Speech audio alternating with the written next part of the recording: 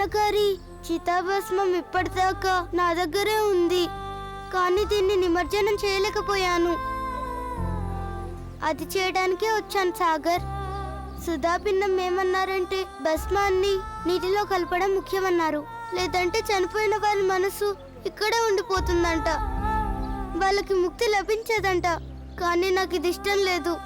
నాన్నగారు నన్ను మర్చిపోవడం, ఆయన చనిపోయారు, నా దగ్గర లేరు ఆయన. ఈ భస్మం నా దగ్గరే ఉంటే నా దగ్గరే ఉన్నారనిపిస్తుంది.